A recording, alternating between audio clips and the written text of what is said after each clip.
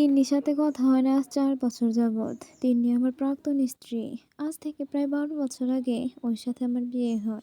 মা-বাবার পছন্দে তিন্নিকে বিয়ে করি আমি। বিয়েতে মত ছিল না আমার। কিন্তু মা-বাবার পছন্দকে গুরুত্ব দিয়েই তিন্নিকে বউ করে ঘরে নিয়ে আসি। তিন্নি খুব লক্ষ্মী মেয়ে। সংসারের যাবতীয় কাজে সে পারদর্শী। কিন্তু তেমন স্মার্ট না। কথাবার্তা কিংবা চলাফেরায়। এই কারণে তিন্নিকে আমার কেন জানি ভালো লাগে না। তিন্নিকে বিয়ে করার পর থেকে কখনোই তাকে স্ত্রীর মর্যাদা দেইনি। সবসময় শুধু অবহেলা করে গেছি প্রতিনিয়ত। কিন্তু তিন্নি কখনোই এ নিয়ে অভিযোগ করতো না। হয়তো নীরবে কাঁদতো একা একা। আমি অফিস থেকে দেরি করে বাসায় ফিরতাম। সন্ধ্যায় অফিস থেকে বের হয়ে বন্ধুদের সাথে আড্ডা দিতাম। মাঝরাতে বাসায় ফিরে দেখতাম তিন্নি আমার জন্য রাত জেগে না খেয়ে বসে অপেক্ষা করছে। দেরিতে বাসায় গেলেও তিন্নি কখনোই এ নিয়ে কিছু বলতো না। চুপচাপ খাবার টেবিলে খাবার দিত। আর আমি তার স্বার্থ পরের মতো গিলতে থাকতাম। কখনোই জিজ্ঞাসা করিনি তিন্নি খেয়েছো কিনা।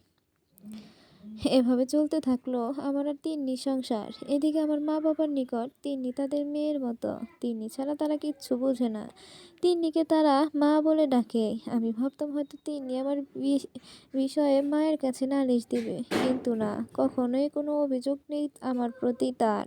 এত অবহেলার পরও তিনি কখনোই আমার প্রতি কিংবা আমার মা-বাবার প্রতি যত্নের কমতি করেনি। বরং আগলে রেখেছে খুব যত্নে। এভাবে বেশ কিছুদিন হতে যেতে লাগলো। এদিকে অফিসে এক নতুন মেয়ে জয়েন করেছে। ওর নাম নীলা। দেখতে খুব স্মার্ট, কথাবার্তাতে আরো বেশি স্মার্ট। নীলাকে দেখে আমার খুব ভালো লাগলো। ঠিক যেমন মেয়ে আমার পছন্দ, নীলা ঠিক তেমনই। ভুলে গেলাম আমি একজন বিবাহিত পুরুষ। শুরু হলো আমার ভুল পথে এগিয়ে যাওয়া। নীলাকে সবসময় ফলো করা শুরু করলাম। মোট কথা যেভাবে হোক নীলার সাথে আমার ভাব জমাতেই হবে। শুধু সুযোগ খুঁজছিলাম কি করে নীলার সাথে কথা বলা যায়। ঠিক করলাম অফিস থেকে বের হয়ে নীলার সাথে কথা বলবো। এটাই উপযুক্ত সময় কথা বলার। যেই কথা সেই কাজ। অফিস থেকে বের হয়ে নীলার জন্য বাইরে অপেক্ষা করছি। আর খেয়াল রাখছি নীলা বের হয় কখন। হঠাৎ দেখি নীলা অফিস থেকে বের হয়ে সোজা আমার দিকে আসছে। নীলা আমাকে দেখে ভদ্রভাবে সালাম দিল। আস- আসসালামু আলাইকুম। নীলা: ওয়ালাইকুম আসসালাম। কেমন আছেন? জি আলহামদুলিল্লাহ ভালো আছি। আপনি কেমন আছেন? আলহামদুলিল্লাহ আমিও বেশ আছি। নীলা মিষ্টি হাসি দিয়ে বলল, আর কিছু বলবেন ভাইয়া? আমি একটু অভিমানী স্বরে, আপনি আমাকে ভাইয়া বলে কেন ডাকছেন? আমরা তো একই বয়সের, তাই আপনি আমার নাম ধরে ডাকতে পারেন। জি আচ্ছা। আম আর অনেক কিছু বলার আছে, কিন্তু সব কথা অত অল্প সময়ের মধ্যে কি করে বলি? আপনার কি সময় হবে? আজকে তো সময় দিতে পারবো না, বাসায় অনেক কাজ। আপনি চাইলে কাল অফিসের লাঞ্চের পর কথা হবে। খুব আনন্দিত হয়ে, জি আচ্ছা, তাহলে কাল লাঞ্চের পর আমরা কথা বলবো। জি অবশ্যই। এই কথা বলে নীলা একটা রিকশা নিয়ে তার বাসার দিকে রওনা হলো। আমিও আনন্দিত মনে সেই স্থান ত্যাগ করলাম আর সেই বন্ধুদের সাথে আড্ডায় চলে গেলাম। হঠাৎ করে তিন্নির কল আসলো ফোনে। ফোন রিসিভ করতেই ও পাশ থেকে, আসসালামু আলাইকুম। আমি বিরক্তি স্বরে, অসময়ে কেন কল করেছো? কি সমস্যা কি? আবেগী কণ্ঠে তিন্নি বলল, আমার ভীষণ খারাপ লাগতেছে। মাথা প্রচণ্ড ব্যথা। আপনি কি আজকে একটু তাড়াতাড়ি বাসায় আসতে পারবেন? আমি আবারও বিরক্তি নিয়ে, মাথা ব্যথা তো আমি কি করব? আমি কি ডাক্তার নাকি? ওষুধ খাও, এমনিতেই মাথা ব্যথা ভালো হয়ে যাবে। আর আমি এখন ব্যস্ত আছি, রাখলাম। এ কথা বলে লাইন কেটে দিলাম। আবার বন্ধুদের সাথে আড্ডায় মেতে রইলাম। ওদিকে তিন্নি খুব তীব্র কষ্টে বুকে নিয়ে নীরব কান্নায় বালিশ ভিজিয়ে একাকার করেছে। মাঝরাতে মাঝরাতে বন্ধুদের সাথে আড্ডা শেষে বাসায় ফিরে দেখি তিন্নি একপাশে চুপচাপ শুয়ে আছে। আজও সে আমার অপেক্ষায় না খেয়ে বসে আছে। আমি ওয়াশরুমে যাওয়ার আগে খাবার টেবিলে তিন্নিকে খাবার দিতে বললাম। আমি যেন দিন দিন কেমন অমানসিক আচরণ করছি তিন্নির সাথে। খাবার দেওয়ার কথা বলে আমি ওয়াশরুমে চলে গেলাম। তিন্নি কোনো আপত্তি না করে টেবিলে নাস্তা দিল। আমি ওয়াশরুম থেকে বের হয়ে খাবার টেবিলে গিয়ে বসলাম। খেয়াল করলাম তিন্নির চোখ অনেকটা ফুলে লাল হয়ে গেছে। আমি তখন উপহাসের স্বরে তিন্নিকে বললাম, বাহ, এত ঘুম চোখে!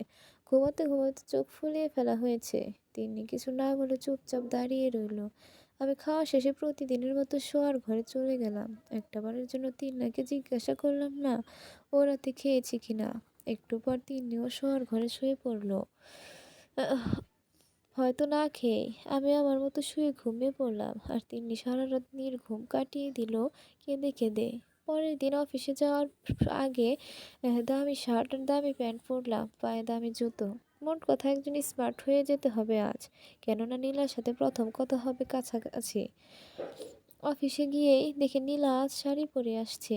মেয়েটাকে দেখে আমার নজর সরাতে পারছি না। কত সুন্দর, কত স্মার্ট, দেখতে বেশ নাদুস নুদুস।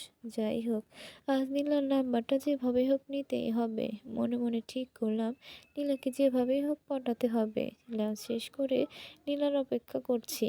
এমন সময় নীলা এসে বলল, আসসালামু আলাইকুম ভাইয়া। আমি রাগান্বিত কণ্ঠে বললাম, আপনাকে বলছি না কাল আপনি আমাকে ভাইয়া বলে ডাকবেন না, আপনি আমার নাম ধরে ডাকবেন। আর আমি ভাইয়া বলে ডাকে আর আর যদি ভাইয়া বলে ডাকেন তবে আপনার সাথে আর কথা বলবো না। নীলা মুচকি আছে হাসে। ও আচ্ছা, সরি, আমার খেয়াল ছিল না।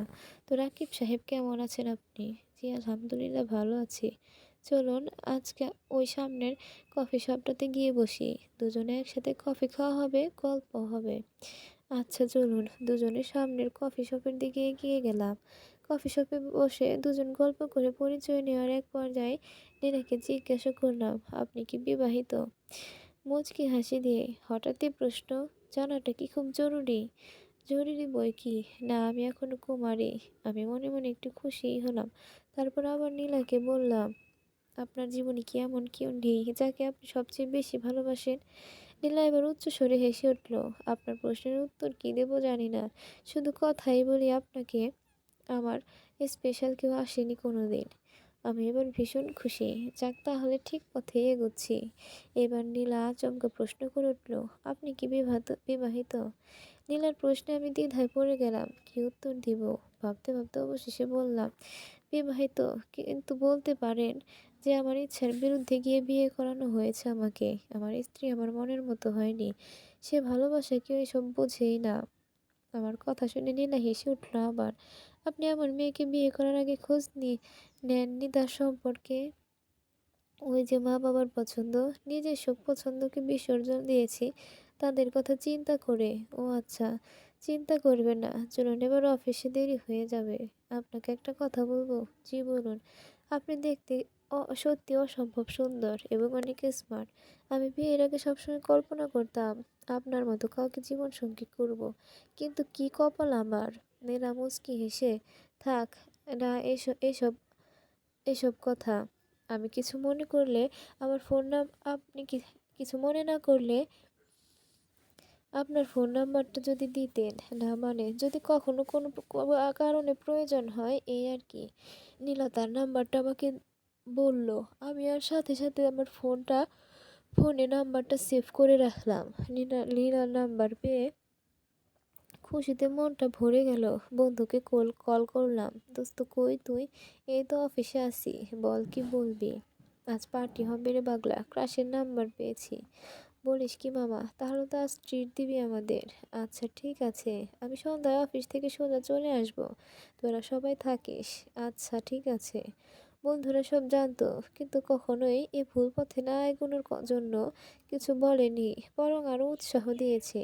অফিস থেকে বের হয়ে সোজা চলে গেলাম বন্ধুদের সাথে আড্ডা দিতে। আজকে আমি ওদের ট্রিট দেবো বলে খুব এনজয় করছি। বন্ধুদের সাথে হাসাহাসি আরও অনেক কিছু। এমন সময় তিন্নির কল আসলো। মেজাজ খারাপ হয়ে গেল তিন্নির কল পেয়ে। রিসিভ করে, আমি কল করার সময় পাও না তাই না? কি বলবো তাড়াতাড়ি বলো। তিন্নি, আজকে বাসায় আসার সময় আমার জন্য মাথা ব্যথার ওষুধ নিয়ে আসতে পারবেন?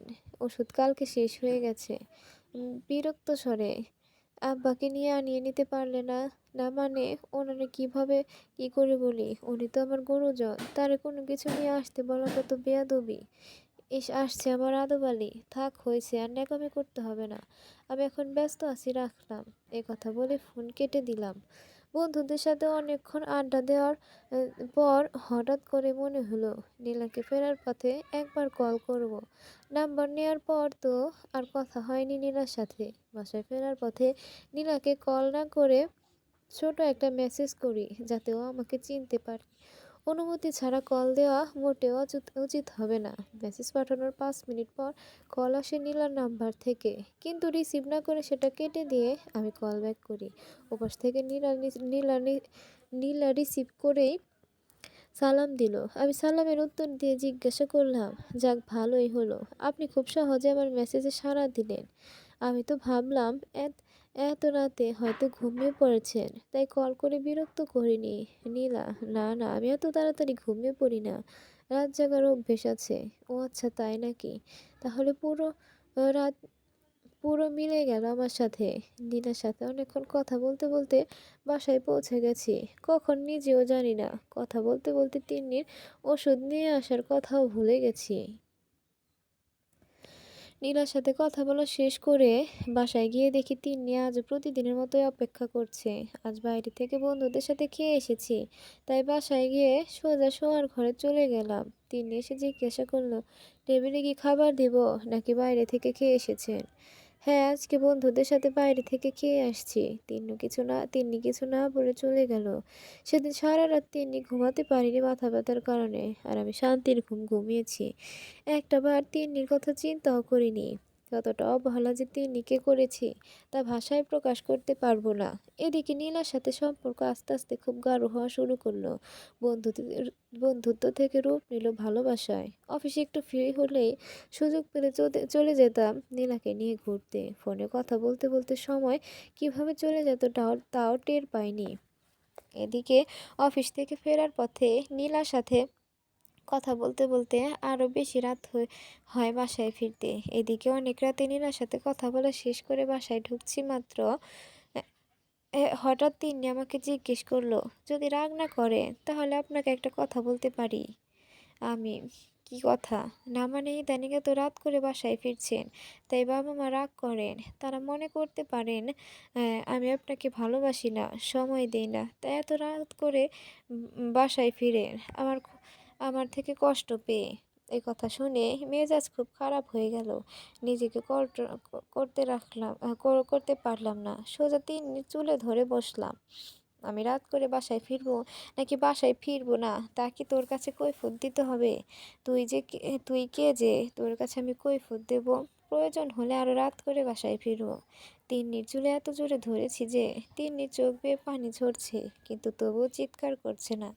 এ কথা বলে তিন্নিকে সজোরে এক ধাক্কায় মাটিতে ফেলে দিলাম। সেদিন সারা রাত কান্না করেছিল তিন্নি, কিন্তু তার প্রতি আমার কোনো মায়া কিংবা ভালোবাসা কোনোটাই ছিল না। নীলার সাথে আমার সম্পর্কটা ধীরে এতটাই গভীর হতে লাগলো যে নীলাকে ছাড়া কিচ্ছু ভালো লাগে না। নীলাকে না দেখলে ভীষণ কষ্ট লাগে। নীলাও আমার প্রতি এমন যে আমি ছাড়া কেউই নেই তার। আস্তে আস্তে আমার মধ্যে একরকম নীলার প্রতি আসক্তি জন্ম নিল। সিদ্ধান্ত নিলাম নীলাকে বিয়ে করব। সেদিন অফিস থেকে বের হয়েই নীলাকে কল করলাম। ও পাশ থেকে নীলার কলটা রিসিভ করতে, নীলা, তোমার সাথে গুরুত্বপূর্ণ কথা আছে। হঠাৎ এমন উত্তেজিত কেন তুমি? কি হয়েছে? নীলা, আমি আমি তোমাকে বিয়ে করতে চাই। উচ্চস্বরে হেসে উঠল। তুমি পাগল নাকি? কেন? তুমি আমাকে ভালোবাসো না? হ্যাঁ, বাসি তো। তাহলে ঘরে বউ থাকতে আরেক মেয়েকে বিয়ে করতে চাও? আর আমার পক্ষে সতীনের ঘর করা সম্ভব নয়। চিন্তা করছো কেন? প্রয়োজন ওই আনস্মার্ট গায়া মেয়েটাকে ডিভোর্স দেবো। আচ্ছা, আগে ডিভোর্স দাও, তারপর দেখা যাবে। আচ্ছা, তুমি শিওর থাকো যে তিন্নিকে ডিভোর্স দিয়ে দিয়েছি কিছুদিনের মধ্যে। রাকিব, শোনো না, তোমাকে একটা কথা বলতে ভুলে গেছি। কি কথা? আমার আম্মু না খুবই অসুস্থ, কিডনি সমস্যা, একটা অপারেশন করাতে হবে। ডাক্তার বলেছে অনেক টাকার দরকার, কিন্তু আমার কাছে এত টাকা নেই। আমার কিছু ভালো লাগছে না, খুব চিন্তা হচ্ছে। মা ছাড়া আমার আর কেউ নেই পৃথিবীতে। নীলার এমন কথা শুনে সত্যি খুব খারাপ লাগলো। নীলাকে প্রচণ্ড ভালোবাসি, তাই ওর কষ্টের কথা শুনে আমারও মনটা খারাপ হয়ে গেল। তারপর নীলাকে বললাম, আর এত চিন্তা করছো কেন? আমি আছি না। কত টাকা লাগবে বলো, আর অপারেশনের ব্যবস্থা করতে বলো। না না, তুমি কেন শুধু শুধু টাকা দিবে আমার আম্মুর জন্য? আমি এমনিতেই দেখি ব্যবস্থা করতে পারি কিনা। তোমার আম্মুকে আমার আম্মু নয়। তুমি কোনো অপরাধ কোনো আপত্তি করবে না। আর কয়েকদিন পর তো তুমি আমার বউ হচ্ছ। তাই আমার শাশুড়ির চিকিৎসার দায়িত্ব না হয় আমিই নিলাম। নীলা আমার এমন কথা শুনে আর দ্বিতীয়বার আপত্তি করলো না। নীলা বলল, আচ্ছা যাও, ঠিক আছে। তুমি যা ভালো মনে করো তাই করো। ওকে সুইটহার্ট। এখন রেস্ট নাও। আমি বাসায় গিয়ে ভেবে দেখি কি কি করে আপদ বিদায় এ করা যায়। এ কথা বলেই কলটা কেটে দিয়ে আমি বাসার উদ্দেশ্যে রওনা হলাম। যেতে যেতে ভাবতে লাগলাম কি করে তিন্নিকে সরানো যায় আমার জীবন থেকে। হঠাৎ করে আমার মাথায় নতুন প্ল্যান আসলো। চিন্তা করলাম আমাকে এমন কিছু করতে হবে যাতে তিন্নি আমার জীবন থেকে এমনিতেই চলে যায়। কেননা আমার মা মা বাবা কোনোদিন তিন্নিকে ডিভোর্স দিতে দেবে না। কেননা তিন্নি তাদের কাছে মেয়ের মতোই। আজ থেকে এমন কিছু করতে হবে যাতে তিন্নি নিজে থেকে চলে যায় আমার জীবন থেকে। বাসায় গিয়ে আজ তিন্নিকে ডাকলাম। তিন্নি, এই তিন্নি। তিন্নি ডাকার সাথে সাথে আমার সামনে আসলো। বলল, জি বলেন। কয়টা ডাক দিলাম তোরে, এতক্ষণ লাগলো কেন আসতে? তিন্নি একটু ভীত হয়ে গেল। কেননা আজকের মতো এমন ব্যবহার কোনোদিন করিনি তিন্নির সাথে। কই, আমি তো আপনার প্রথম ডাকে চলে আসলাম। এই কথা শুনে রাগে আমার মাথায় রক্ত উঠে গেল।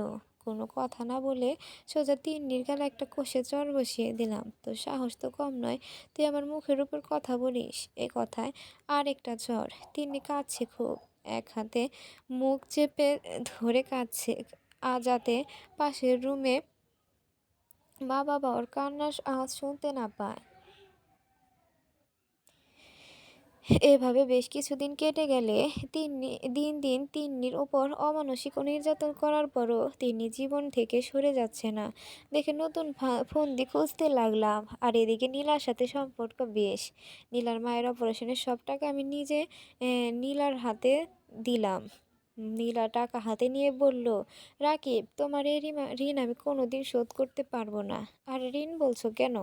তোমার মা কি আমার মা নন? এ কথা বলে নীলাকে বাসায় পৌঁছে দিয়ে আমি বাসায় চলে আসলাম। প্রায়ই নীলাকে ঘর নিয়ে ঘুরতে গিয়ে তাকে শপিং করে দিতে লাগলাম। হবু বউ বলে কথা। আমার ইদানিং নীলা মাঝে মাঝে নানা কারণ দেখিয়ে আমার কাছ থেকে টাকা নেওয়া শুরু করলো। আমিও কখনোই না করিনি নীলাকে। নীলাকে সত্যি অনেক ভালোবাসি। এদিকে তিন্নিকে সরানোর শত চেষ্টার পরও ব্যর্থ হয়ে আরও নানা রকম প্ল্যান করতেছি। হঠাৎ মাথায় একটা শয়তানি বুদ্ধি এলো। তিন্নিকে জীবন থেকে সরাতে তিন্নির চরিত্রে দাগ লাগাতে হবে। এমন কিছু করতে হবে যেন মা বাবা তাকে ডিভোর্স দিতে আপত্তি না করে। বন্ধুকে কল করলাম। দোস্ত, একটা কাজ করতে পারবি? কি কাজ বল মামা। তোকে একটা মেয়ের নাম্বার দিব। এই নাম্বারে রাত ১টার দিকে ঠিক কল করবি। তোর মনে যা চায় তাই বলবি। বলিস কি মামা, গার্লফ্রেন্ড বেশি হয়েছে নাকি? ইয়ারকি বাদ দে তো, তোরে যেটা বলছি সেটা কর। তোর পরিচয় বলবি না। আর অপরিচিত ভেবে যদি কল কেটে দেয় তবে বারবার কল করবি, মোট কথা। আচ্ছা ঠিক আছে, নাম্বারটা দিয়ে রাখ। লাইনটা কেটে দিয়ে বন্ধুকে নাম্বারটা মেসেজ করে পাঠালাম। নাম্বারটা যে আমার স্ত্রী তিন্নির সেটা বন্ধুর কাছে গোপন রাখলাম। ও জানলে হয়তো আপত্তি করবে, এজন্য। রাত ১১টার দিকে বাসায় গেলাম। বাসায় গিয়ে রাতের খাবার খেয়ে অপেক্ষা করছি কখন তিন্নির ফোনে বন্ধুর কল আসে দেখার জন্য। তিন্নি আজ আমার আগে ঘুমিয়ে গেছে। রাত তখন ঠিক ১টা।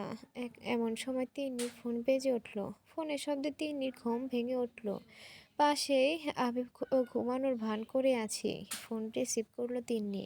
হ্যালো, আসসালামু আলাইকুম। ওয়ালাইকুম আসসালাম, কেমন আছেন? কে বলেছেন?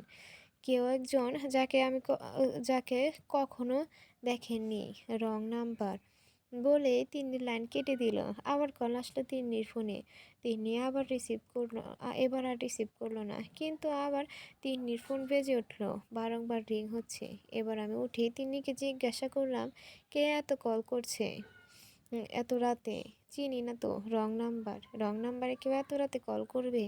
কোথায় জামাই বানাচ্ছিস সেটা বল। এ কথা বলে তিনি চোল ধরে টেনে ধরলাম। বিশ্বাস করেন, আমি সত্যি জানি না কে কল করেছে। আপনি যদি বিশ্বাস না করেন আমার ফোন দেখেন, ওই নাম্বার থেকে কখনো কল আসেনি কোনো দিন। তোর আর নাটক করতে হবে না। তো আজ তোর একদিন কি আমার একদিন। এ কথা বলে তিন্নির ওপর অমানসিক নির্যাতন শুরু করে দিলাম। তিন্নি আমার পায়ে ধরে কাঁদতেছে, আকুতি মিনতি করতেছে। সে নাম্বারটা সত্যি চিনে না, তবুও একটু মায়া হচ্ছে না ওর জন্য। তোর মতো দুশ্চরিত্রকে আমি নিজে আজই তালাক দিব। না, আপনার পায়ে ধরি, এ কাজ ভুলেও করবেন না। আপনার যা ইচ্ছে হয় করুন।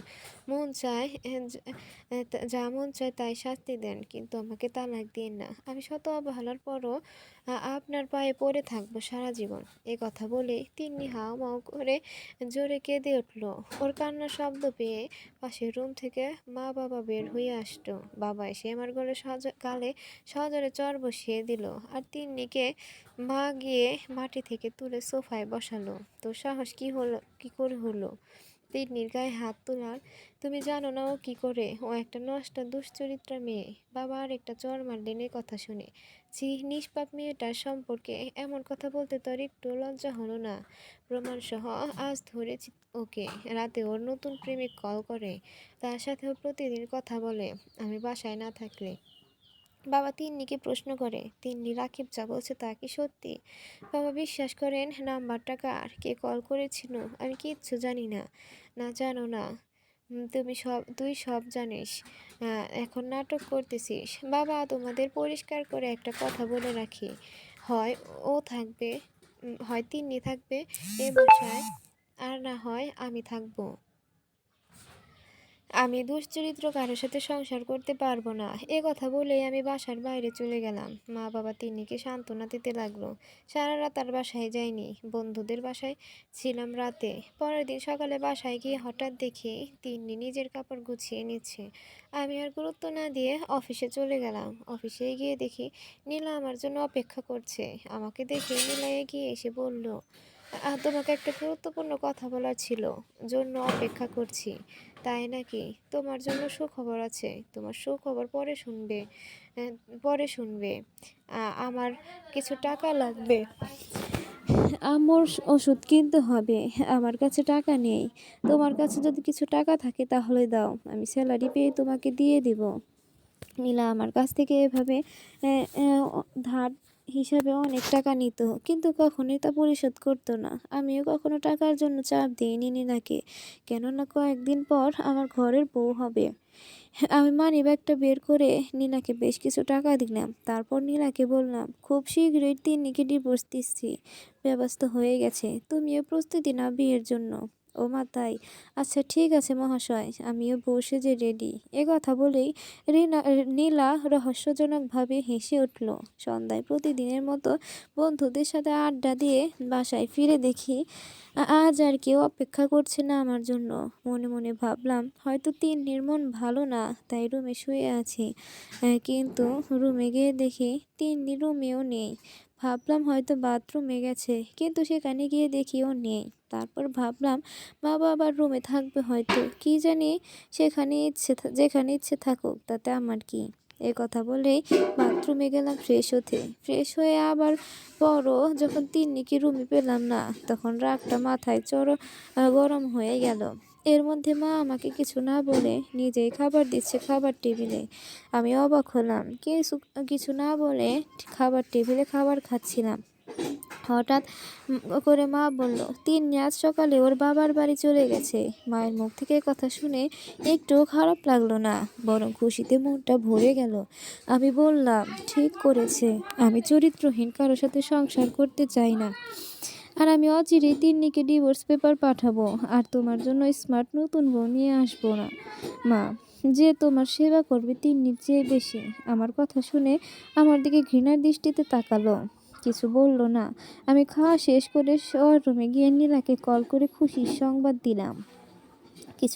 কিন্তু খেয়াল করলাম নীলার উৎসাহ মোটেও ছিল না তাতে। সারা রাত কথা হলো নীলার সাথে, এইদিকে দিন যায় মাস যায়, তিন্নির কোনো খোঁজ খবর নেই না আমি। ঠিক ৬ মাস পর তিন্নির ঠিকানা থেকে আমার কাছে একটা পার্সেল আসলো।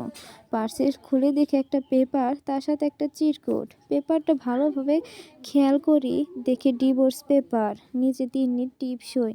ডিভোর্স পেপার রেখে চিরকুট হাতে নিলাম। চিরকুটে লেখা ছিল, নারীরা সব কিছু মেনে নিলেই নিজের চরিত্রের উপর মিথ্যা অপবাদ মেনে নিতে পারে না। আপনি যা চেয়েছিলেন তাই করলাম। তাতে হয়তো আমার কষ্ট হবে অনেক, কিন্তু তবুও সুখে থাকবেন আপনি।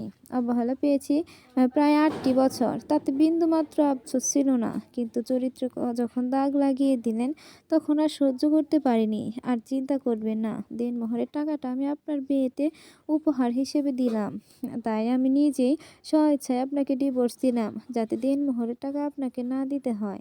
দয়া করে আপনার নতুন জীবন সুখের হোক। চিরকুটটা পরে আমার ভীষণ হাসি পাচ্ছে। সবকিছু কেমন যেন সহজে ঘটে যাচ্ছে। মেঘ না চাইতেই বৃষ্টি। তাড়াতাড়ি করে ডিভোর্স পেপারে সাইন করে দিলাম। ব্যাস, ডিভোর্স হয়ে গেল। আমি আজ খুব আনন্দিত। আমার স্বপ্ন পূরণ হতে যাচ্ছে ভেবে নীলাকে কল করে বিস্তারিত সব খুলে বললাম। আমার কথা শোনার পর নীলা বলল, ও একটু ব্যস্ত আছে, ওর মাকে নিয়ে আমার সাথে পরে কথা বলবে। এই কথা বলেই কল কেটে দিল। আর আমি সেদিন কিছু মনে করিনি। এভাবে যেতে লাগলো, মাস যেতে লাগলো। বেশ কিছুদিন পরে খেয়াল করলাম নীলা কেন যেন হঠাৎ আমাকে এড়িয়ে চলছে। আগের মতো সময় দিচ্ছে না, কথাও বলছে না ঠিক মতো। নিজে থেকে কোনো খোঁজ নেয় না, বরং আমি কল করলে নানা অজুহাত দেখায়। ব্যাপারটা আমার কাছে রহস্যজনক মনে হলো। ভাবলাম নীলার সাথে এই বিষয়ে সরাসরি কথা বলবো। পরের দিন অফিসে গিয়ে নীলাকে বললাম, নীলা, তোমার সাথে আমার গুরুত্বপূর্ণ কথা আছে। দুপুরের লাঞ্চের পর দেখা করবে আমার সাথে। এ কথা বলেই অফিসের কাজে বসে পড়লাম। কিন্তু কাজে মন বসছিল না। নীলার এমন অবহেলা নেওয়ার মতো না। নীলার এমন অবহেলায় নিজের কাছে নিজেকে অসহায় লাগা শুরু করলো। দুপুরে লাঞ্চের পর নীলার সাথে বসে আছি। নীলা, ইদানিং আমি খেয়াল করছি তুমি আমাকে অ্যাভয়েড করতেছো। অ্যাভয়েড করার কারণটা জানতে পারি? আসলে আমি তোমাকে আমি অ্যাভয়েড করছি না। আম্মু অসুস্থ, তাই মন ভালো থাকে না সব সময়। তোমার আম্মু তো আগে থেকেই অসুস্থ, আগে তো এমন করতে না। আর আমাদের বিয়ের ব্যাপারে কি সিদ্ধান্ত নিলে? আমি কিছুই বলতে পারছি না এই মুহূর্তে। আম্মু সুস্থ না হওয়া পর্যন্ত বিয়ের চিন্তা বাদ আপাতত। নীলার কথা শুনে মেজাজ খারাপ হয়ে গেল। তার মানে কি তুমি আমায় বিয়ে করতে চাও না? আমি কি না করেছি তোমাকে? না করতে হবে কেন? তোমার কথাতে তো এটাই স্পর্শ। বিয়ে করব, তবে আর কিছুদিন যাক, মা ততদিনে সুস্থ হয়ে উঠুক তারপর। আচ্ছা ঠিক আছে, আমিও অপেক্ষা রইলাম। তার কিছুদিন পর হঠাৎ খেয়াল করি, দেখি নীলা অফিসের বসের সাথে বাইরে লাঞ্চ করতে যাচ্ছে ঠিক সম্পর্কের শুরুতে যেমন আমার সাথে যেত। ব্যাপারটা দেখে একটু খারাপ লাগছে, কিন্তু পরে ভাবলাম যেতেই পারে একটা দিন লাঞ্চ করতে। কিন্তু আস্তে আস্তে প্রতিদিন বসের সাথে আরো বেশি মিশতে দেখলাম নীলাকে। বিষয়টা মেনে নেওয়ার মতো না। অফিস থেকে বের হয়ে নীলাকে জিজ্ঞাসা করলাম, নীলা, বসের সাথে তুমি ইদানিং এত মিশতেছো কেন? সব কৈফিয়ত কি তোমাকে দিতে হবে? হ্যাঁ, দিতে হবে, কারণ তুমি আমার হবু স্ত্রী। এবার কথা শুনে নীলা হেসে উঠল পৈশাসিকভাবে। হবু স্ত্রী, কিন্তু বিয়ে তো হয়নি, তাই না? আর আমি কার সাথে মিশবো, কি মিশবো না, তার আমার নিশ্চয়ই তোমার কাছ থেকে জানতে হবে না। আমি রাগান্বিত মাথায় নীলাকে জোরে একটা চড় মেরে বসলাম। কিন্তু এ কি কাণ্ড! নীলা চড় মারলো উল্টো আমাকে। তারপর নীলা বলল, তোর সাহস তো কম নয়, তুই আমার গায়ে হাত দিছিস। আজ থেকে তোর সাথে আমার কোনো সম্পর্ক নাই। নীলার মুখ থেকে এ কথা শুনে আমার মাথায় আকাশ ভেঙে পড়ার মতো অবস্থা।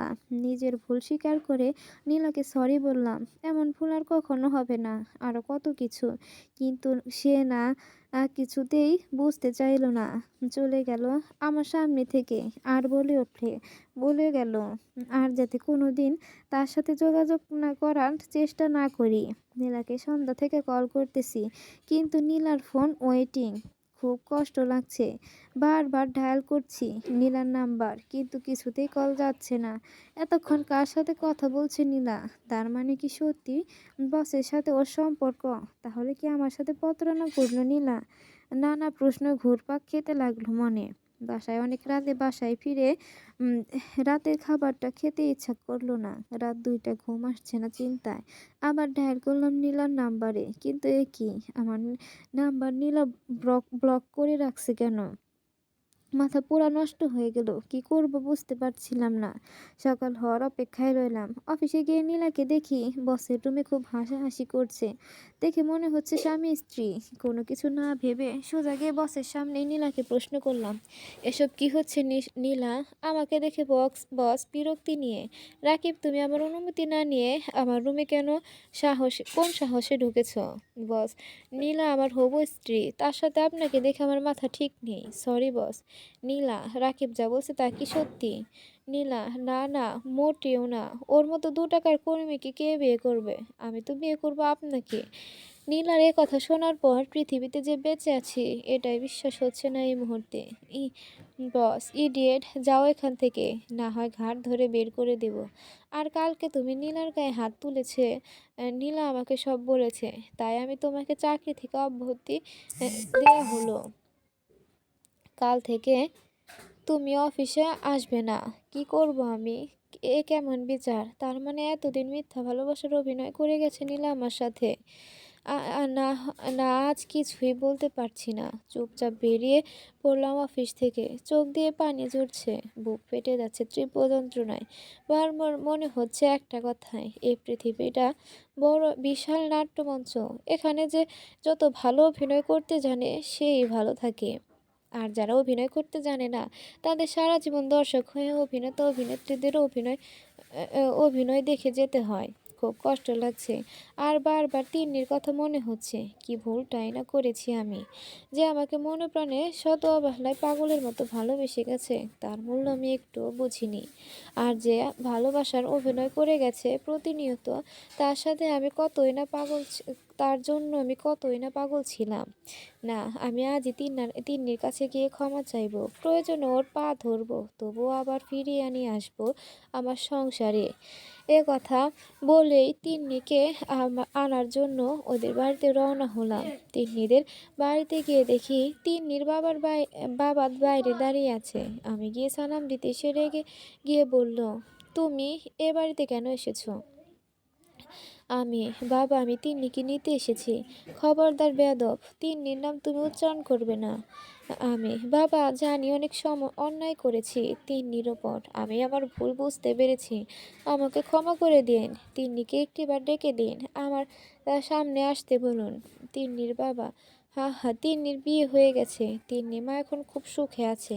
তোমার মতো জানোয়ারের হাত থেকে রক্ষা করেছে সৃষ্টিকর্তা। প্রথমেও বিয়ে করতে চাইনি, কিন্তু তোমার বন্ধুর মুখ থেকে যখন তোমার চক্রান্তের সব কথা শুনতে পারছে, ঠিক তখনই রাজি হয়েছে। কারণ তুমি যে কতটা নরপিশাচ তা সে ভালো করেই বুঝতে পারছে। তিন্নি বাবার মুখ থেকে তিন্নির বিয়ে হয়ে যাওয়ার কথাটা শুনেই বুকটা হু হু করে কেঁপে উঠল। তিন্নি এখন অন্য ঘরের ভাবতেই মনের অজান্তে চোখ দিয়ে পানি পড়া শুরু করলো। কি যে কষ্ট হচ্ছে আমার। যার উপর এতদিন আমার অধিকার ছিল, অথচ তার উপর আজ আমার কোনো অধিকার নেই। এখন অন্য আরেকজন তার উপর অধিকার প্রতিষ্ঠা করে নিয়েছে নিজের। সম্পর্কে অবহেলা সব অধিকার নিমেষেই কেড়ে নেয়, বিচ্ছেদ আলাদা করে নেয় দুজনকে। এ ব্যথা যে কত যন্ত্রণাদায়ক, তা না পারা যায় সহ্য করতে, আর না পারা যায় নালিশ করতে। এ এ অধিকার হারানোর মতো এত বড় বিড়ম্বনা পৃথিবীতে আর একটাও নেই। কি করব আমি? সুইসাইড? কি করে নিজেকে সান্ত্বনা দেব? তিন্নির প্রতিটা চোখের পানি আমার জীবনে অভিশাপ হয়ে গেছে। তিন্নির উপর যে অন্যায় করেছি তার ফল সারা জীবন ভোগ করতে হবে আমাকে। বেশি সুখের আশা করতে গিয়ে আমি নিজেই ভুলে গেছি যে স্মার্টনেস, সুন্দর চেহারা এসব কিচ্ছু না। ভালোবাসা যদি খাঁটি হয় তবে এসবের কোনো মূল্য নেই। দুই নৌকায় পা দিয়ে কিছুক্ষণ দাঁড়িয়ে থাকা যায় হয়তো, কিন্তু সমুদ্র পাড়ি দেওয়া যায় না। সমুদ্র পাড়ি দিতে গিয়ে সব সময় এক নৌকাতেই পা রাখতে হয়। অন্যথায় ডুবে মরার সম্ভাবনা থাকে।